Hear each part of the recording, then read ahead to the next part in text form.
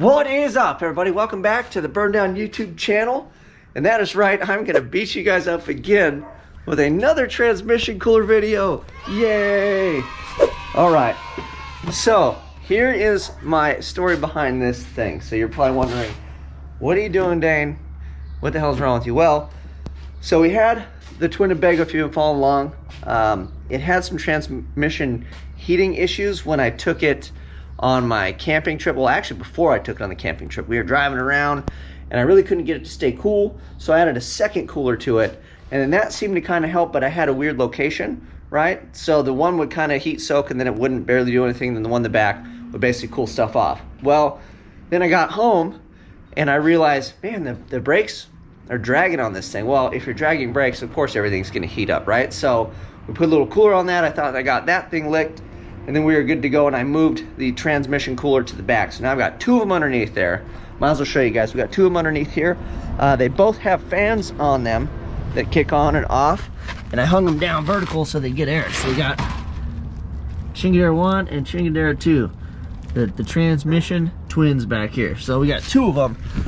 They're both bar plate, fans, the whole nine, right? Controlled by Holly.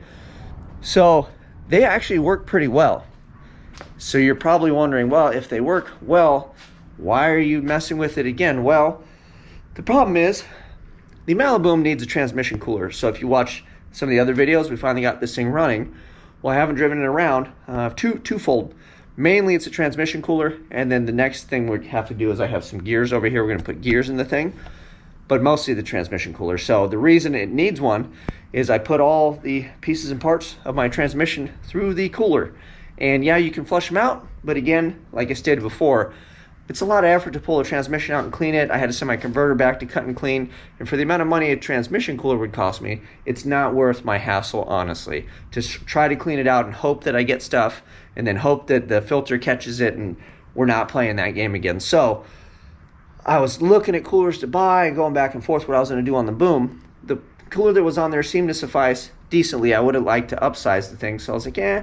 So I started looking, and I got to give a big shout out to Kyle Orsak. He was like, man, if you get the True Cool 40K GVW monster that everybody uses for towing and trucks and all that, he's like, I put one on my girlfriend's Mustang. He's like, that thing, he's like, we can burn it up on the trans brake and do a bunch of stuff, and it never heats up, right? So I started eyeballing this thing for the boom, and then I realized I'm gonna have all these trans coolers, man, because you know the twin Winnebago has two, and then we got a big one for the boom. And I got to thinking, the other thing I don't really like too is I don't really like having the two trans coolers and then the long run, because if you start backing up the cooling, the output for it's the converter discharge essentially is what pumps it through the cooler. It's just a restriction, and you're kind of backing the system up, and you know it's not really that great for things. So the idea came to me that we'll get the big dog, we'll put one big cooler in the Bago, because this, if anything needs a 40,000 GVW cooler, it is this freaking turd right here, this big old mamma jamma. And my car doesn't really need it, and then I've got two to choose from under the Bago, and I think I have two. One is the same size as the one that's in the boom, and I believe I've got one bigger. I want to say like an 8.5 by 11. So I figured we'll put the big mamma jamma in the Bago, take the biggest one out of the Bago, stuff that in the boom, and then that leaves me with said cooler 3, which we may turn into an oil cooler at some point, probably for the Bago, but at this point I really don't want to push it. So that was a long-winded intro. We'll take a look at this thing, and then now I've been going back and forth over where to install it, because initially I was like, I'll just make brackets, we'll hang it underneath, I'll throw two fans on this big dog, life will be good.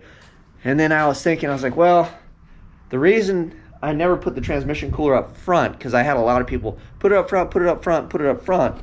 Let me show you what we got going up front. So we have all of this blocking the radiator. So we got two turbos. I've got blankets on them to kind of try to cool it off. I ended up making this tunnel, right, because this used to be open and the air would pass over, so this helped funnel the air a lot. But when I sat and would just idle for a long period of time, the fans that were in there would have a hard time keeping up. So I would idle when I do tuning and mess with stuff for, you know, like in the driveway, and I'd want to say the thing would get up to like 205 or something, like 210, and then the fans would, I mean, they'd be on zinging, and then it would start to slowly kind of click down, right?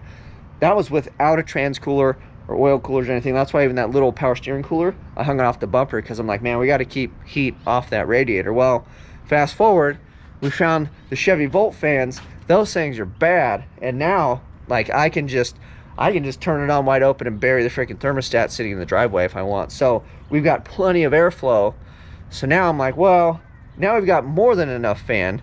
So I'm thinking if we put the trans cooler up front and put it in front of the radiator, yeah, it's blocking, it's got to pull through it. There's a little extra heat up front, but we've got the fan power now to pull through that stack that I'm more than confident it'll do it, because they're animals. And then we still have the water squirter up front, and it can hit the transmission and the radiator at the same time. So I can just take away the T, we can leave, you know, our setup here, and technically we'd be wasting less water on the water squirter, because opening up 4 nozzles, I mean, you're just dumping water. So I think all around it sounds like a good victory, but I'm gonna do myself a favor and leave the lines in just in case. So if it kind of doesn't work, so I want to test it, it's still a gray zone. Again, we're building untested random dumb stuff over here. So I don't want to shoot myself in the foot and rip all the lines out and go, oh, this is the be all end all. But I think let's measure that thing up, see if we can't find a spot to mount it. So that's today's goal, is to get this thing mounted in front of the radiator, have a look at it, see if we can stick it on there. And then I'll have to get some stuff or figure out lines. I think I'll just get more line, like new line. We'll make new ones to it on the front. That way we can test and run around and drive. And then if everything's kosher, we can probably rob some of the line out of there and then steal the cooler and do the whole dance and put one on the boom. So today's adventure is, let's go open this box up, see what they sent me. We'll kind of crawl underneath this, look around, and get an idea of what we're up against. True Cool coming in hot. All right, here we are. Wonderful blue box. I believe it was like, it's like 8.5 by like 22 or something was the size of this big old dog. So, and then also it is bar plate, but it has the little fins. So this is a bit different design, which I'm not sure. I think this might be a little more efficient. I had a discussion with a buddy of mine, and he was like, oh, as long as it's slowing the air down. But the other ones I have underneath, they just have like holes in it. They don't have all these little fins. And I want to say that having these thin little fins, so it's a bar plate, so it fills it in, so it's supposed to be, it's not supposed to be very restrictive. And then all these little fins grab there. This is just like a regular standard condenser or whatever. As where the other ones I have, it's almost like you can't see through it, and then there's just like holes and it guides the air. So I want to say this is just a much better design just from looking at it. But again, I don't really know what I'm talking about, so you guys can just take what I say with a grain of salt. So here is this mamma jamma. Let's get it out of here.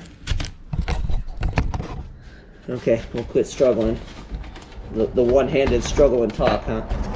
So pull it out of here, and then for size reference, we'll throw a tape on it so you guys can get an idea. But this is pretty good size, I would say. For a transmission cooler, I mean, that is much bigger than I thought I would ever have to put on anything. But just for size reference, let me get a tape over here. That way you boys know what we're working with over here. So I can just put my hand on it or whatever, but that's not, you know, sufficient. So let me just grab the end over there. So and it's like 23. I'd say the core, like fin size, you're looking at a little over like 20. So 7.5. So 7.5 by like 23. So this thing is pretty good size. I'll go measure the larger one that we have. Let's go see what we got over here. So that one's 7.5, 23. Let's go in the dirt, right? Here we go. Life of a car guy. So this is the biggest one we have back here. So that's 11 by, it's almost 11 by 11 square, looks like.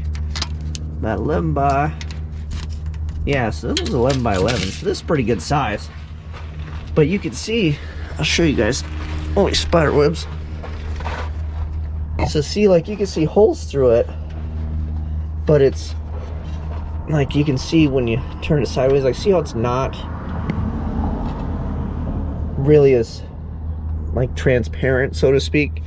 So the holes are lined up sideways and it still gets air through it. But this is a lot more heavy duty, like these bars. So I almost wonder, you know, if the other style and design is possibly like more efficient. But I think this one would serve well on the boom. So this is 11 by 11, and then this is the size that I currently have on the boom. I want to say this is like 8 by 11. So a little bit bigger, 11 by 11. So I think this is the guy that will end up on the boom underneath in the back. And then I think we'll just kind of leave all this stuff here, and we'll just make a whole new deal up front. And then if it works out good, you know what I may be able to do too is if we run that one for an oil cooler, we can just kind of leave all this stuff plumbed, and then I'll just pump it all out. Possibly I'll figure out how to do that, and then we can just run this dog, leave this here as an oil cooler, and then steal this one for the boom. So that'd be kind of cool. And then you can see my plumbing's already there. I can literally just take that and plug it in, and then that gets rid of all this stuff. And then those two lines there, we could just, that would be pretty slick. But let's not get ahead of ourselves. So just want to show you guys this. Let's go around to the front and get some measurements and see how we're looking. All right, the other thing we're gonna do before I get rolling is some of these dudes are already kind of munched. So I should be able to just push some stuff through and kind of straighten them up. Granted, it's only a few of them here and there, but I don't want to make things worse. So I'm going to use the box it came in, and then I'll cut it out, and then we'll tape this on either side. That way when we're mocking it up and banging it all around and throwing it around, because I think this side looks good, yeah. That way we're not smushing more of these things, because sometimes I can be a bull in a china shop. Yeah, look at this, is just like, see that thing? I mean, it's like thinner than tin can. So let me cut this out, and then we'll tape it over this, and then we can throw it all around and do whatever we want. We're not messing anything up. We'll go get an idea. All right, we got it taped up both sides, so let's slide in here, see what kind of room we are working with.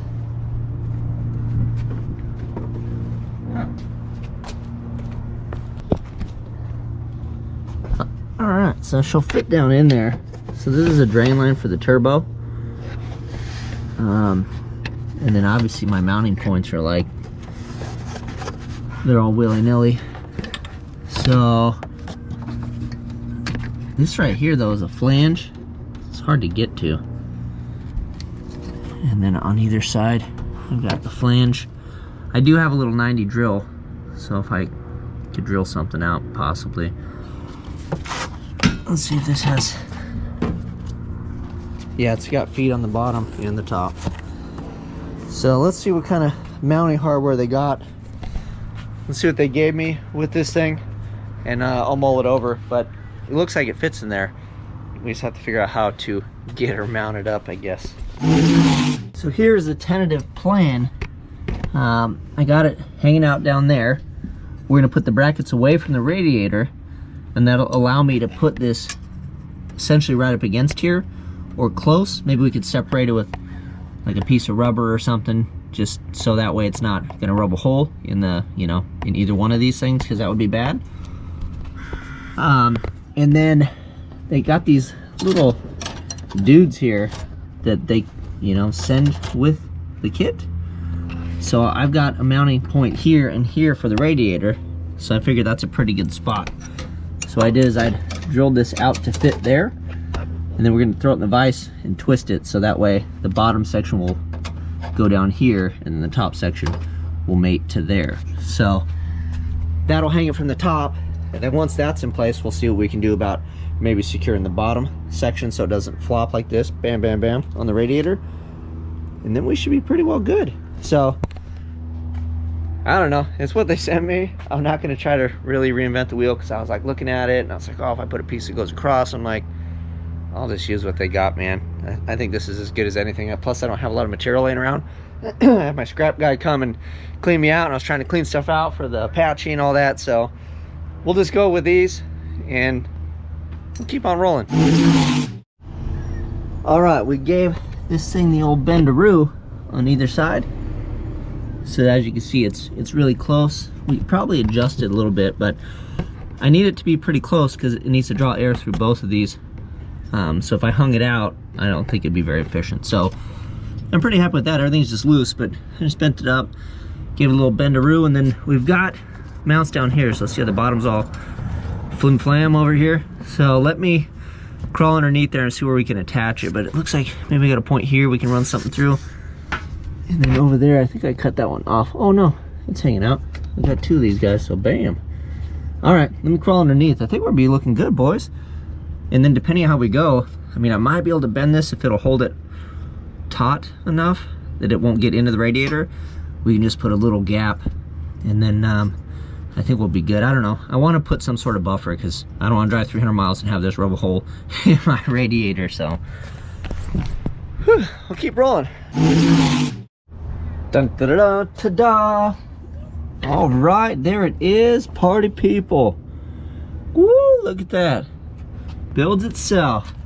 So I put it in there and then tighten everything up so it's tight. And then I did a little, and then it has a gap. Let's see. So just for reference, you know, we got this dog.